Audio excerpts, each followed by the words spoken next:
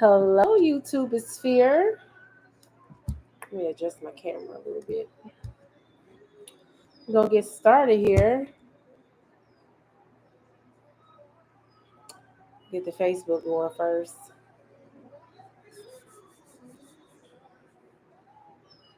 Hello, hello, hello, Facebook.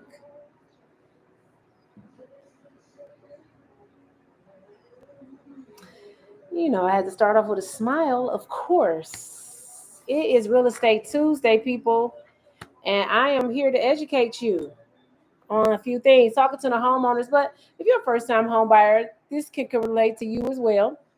So these are the tools that you need. Once you become a homeowner, you will be able to have all of the things that you need in order to be a successful homeowner. So we talking to hello everybody on Instagram.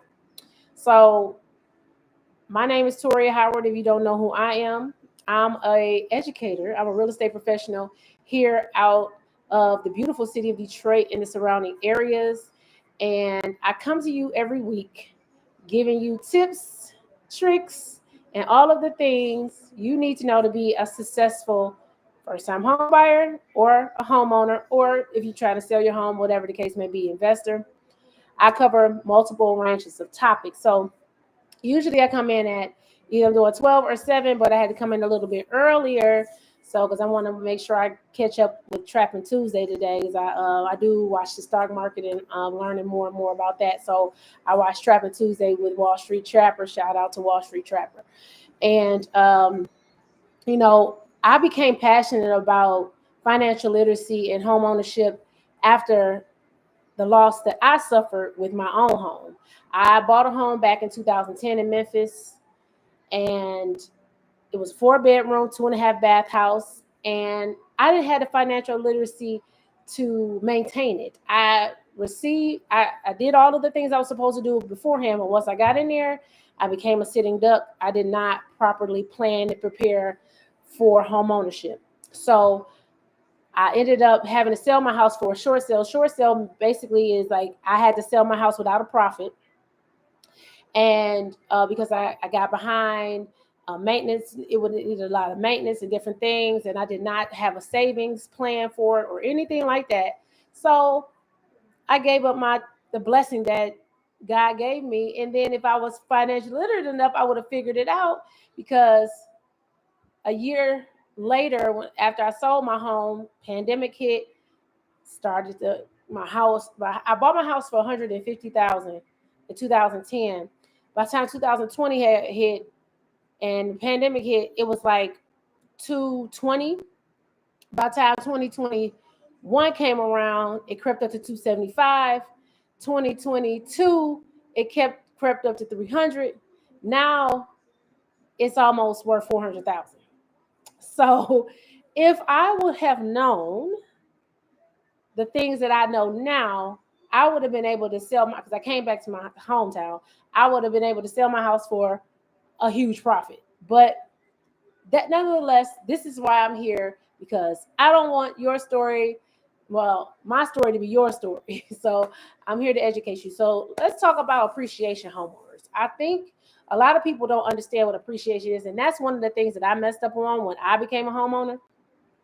I didn't understand the factors of appreciation and how it works. Like in Memphis, where I was, we got at least 5% appreciation every year, right? That's average. 3 to 5% annually appreciation is what's happening in nationally. So what is appreciation? So appreciation is the increase in your home's value over time. Just by owning it, you build wealth. That's the definition of appreciation. Appreciation is the increase in your home's value over time. Just by owning it, you build wealth. So gradually increase. It's a silent wealth builder that works while you sleep, literally. Okay. So let's talk about the trends. So nationally and locally, like I said, appreciation trends are typically around 3 to 5%. Some can be as low as 1%, depending on the neighborhood and the growth in that neighborhood. So like in cities like Detroit, where there's a lot of things going on, a lot of redevelopment in so many different areas around the city, from east to west to southwest to, all around. The appreciation is a little bit higher here. So in cities like Detroit, appreciation can be even higher in like the hotter zip codes. And it also depends on your zip code. So you have to remember that you have to buy in the right zip codes or where they're redeveloping areas. And you've seen like 7 to 10% yearly increases in appreciation. But a lot of places in Detroit have seen 20 to 25% appreciation because of the redevelopment and the things that are happening in the city. So you have to buy the right zip code. You have to think like an investor. So when you are buying your home, it doesn't matter where you are. Check the trends of appreciation.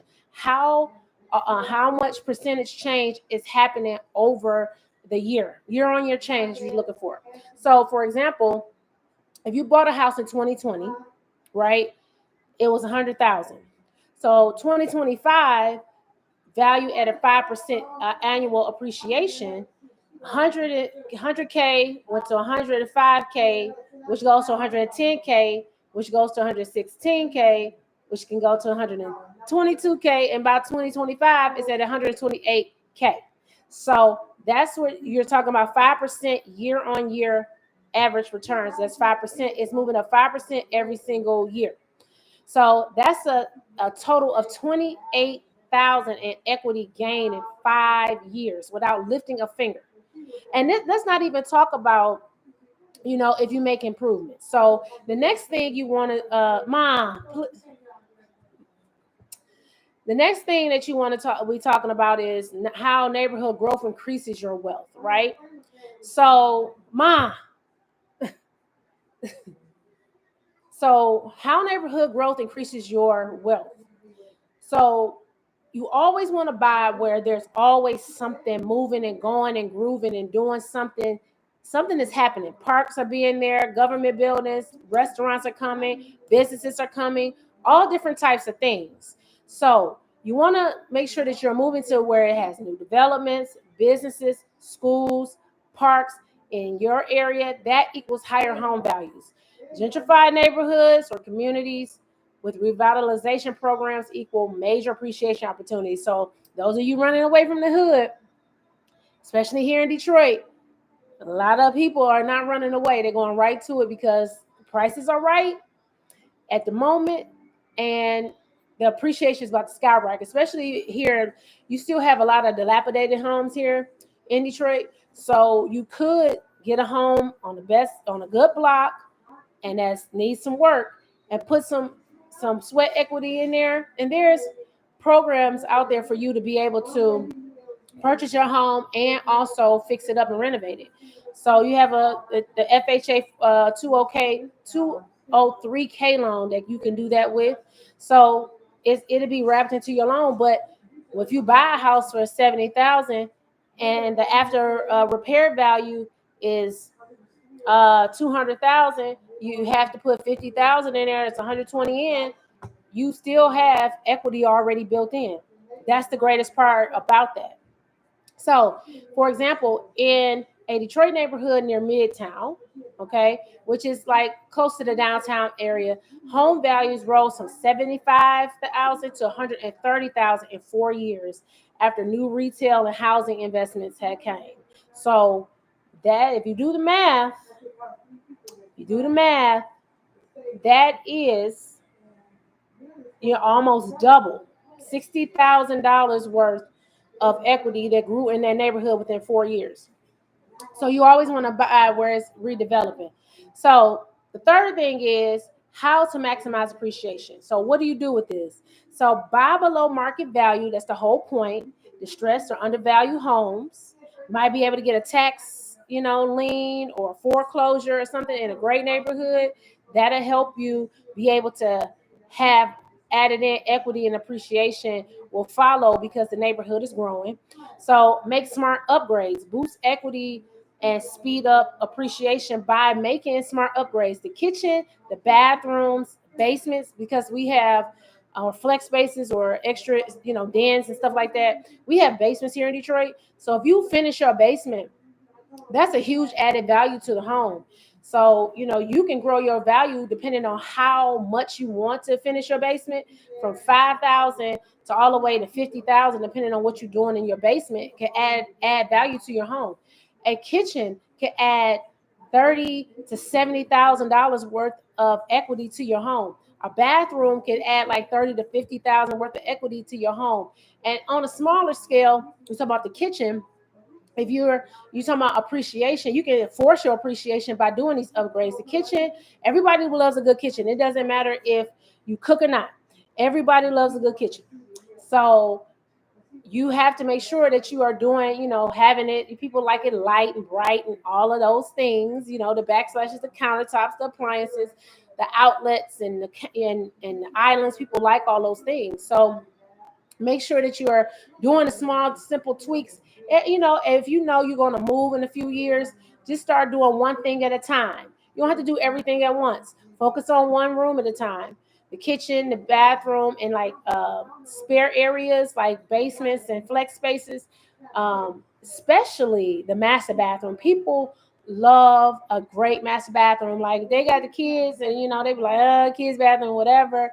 They want it to look nice, but that master bathroom gotta look immaculate, and that's usually just fixtures, painting, changing out handles and things of that nature, and maybe putting a glass enclosure instead of having that type of stuff. So do it. That can force the appreciation of your home, and that's what you want in order to build that equity. And then hold long term. Real estate rewards patience and strategy. So, like I've been telling my investor client, you need to make sure that you understand, like right now it might not be a good flip, but if you buy and hold it for a couple years, because our real estate is going to change drastically in the next 2 years, uh, because of the Joe Louis Greenbelt. The Joe Louis Greenbelt is about to make housing prices skyrocket. So if you're not invested now, including myself, you can be left out. And not only is the Joe Louis Greenway, it's other areas in the city that are being redeveloped. The Cooley High School area, the city airport, which is on the east side area, all of those areas over there. You have the Dexter Linwood area there. They have a whole plan for the Dexter Linwood area, the Brightmoor area in Detroit. It's so many different plans, and you can find out your city plans by just Googling it. Like, so if you live in Indianapolis, you're going to say, what are the, real estate developments for, for 2025 or, 2030 or whatever, because everybody has a 2-year, 5-year, 10-year plan as a city. 2-year, 5-year, 10-year, but they definitely have a 5 and a 10. And if they have a 2, that means that's something that's really has come about and sped up. Like our Joe Louis Greenway was supposed to take 5 years, and it sped up to 2. So you need to make sure that you're understanding what's going on in your city, in your neighborhoods. Find out what the city plans are. That's easy to find. Just Google it. It's on the county websites. They have meetings about this. They have PDFs about this stuff. You can go and research it yourself.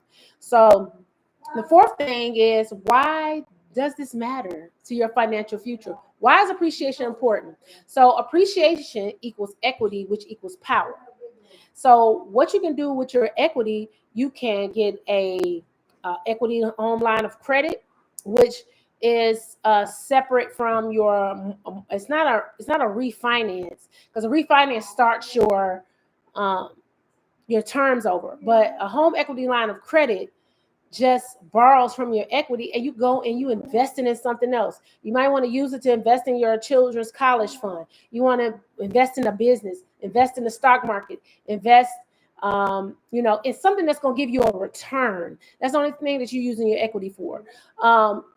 And you want the appreciation to build generational wealth. So continuously buying in the right areas, that appreciation is going to increase. So if you pull $50K from your appreciated home's equity, right? Use a down payment on a second rental. Now you're cash flowing and appreciating. Or you could use that equity that you got from that home that you're in, use it to help you buy another home, keep that house, and rent it out. So it's so many different things that you can do with the appreciation that equals your equity, that equals your power. Economic power is what you need. And having access to money is essential, definitely essential. So make sure that you're understanding how these things work. So to recap, appreciation is the increase in your home's value over time. Just by owning it, it's building wealth. So typically there's 3 to 5% annual appreciation in most areas. In our area right now is 7 to 10% appreciation. And so overall though, some of our areas are increasing 20 to 25% because of the economic development that's going on, the redevelopment that's going on. Just understand that typically it's 3 to 5%. I would say 1 to 5%, depending on, because some areas, like I was in Memphis, was only 1%. So it's 1 to 5% that usually increases. And you want to buy where the redevelopment, hi Nisa, you want to buy where the redevelopment is at. Let's going. Paying attention to if the roads are getting fixed, if businesses are coming, parks are getting made, landmarks, all these different things. It's an indicator that things are about to change in that neighborhood. And you want to maximize that by buying right. Okay, so you want to maximize your appreciation by buying below market value, making those smart upgrades, and holding it long term to watch it grow, to watch it increase. So appreciation equals equity equals power. So that's what I want to tell you, homeowners. Make sure that you are doing the things that you need to do to take care of your home. Being financially literate does not stop just because you left the closing table. You have to upgrade your financial literacy. And my ebook, House Rich and Money Smart: How to Turn Your Home into a Wealth Building Powerhouse, can help you do that. And if you are a first time home buyer, Journey to Your Castle, my ebook, Journey to Your Castle, can help you do that as well. The link is in my bio and my Instagram, and it's also linked to my YouTube in the description. If you click on my digital card, you'll be able to see it. And it's also linked to my Facebook. So go out and get the education. And if you have any questions, please, you can DM me, you can send me a message. I would love to have a conversation with you. So I bid you adieu. Everybody have an amazingly beautiful, blessed night. It's a great night to have a great night. And I will see you next week for Real Estate Tuesday. Have an amazing day. Go ahead and like my posts, like and share and follow. Do all of those things. Carry it over to somebody else who needs it. Have an amazing day. It's Try for Trapping Tuesday.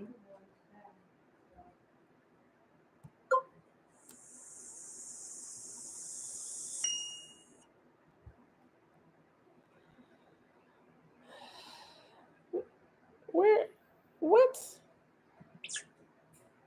Stop playing with me. Oh, sorry, YouTube Spirit. I thought I ended it. Bye-bye.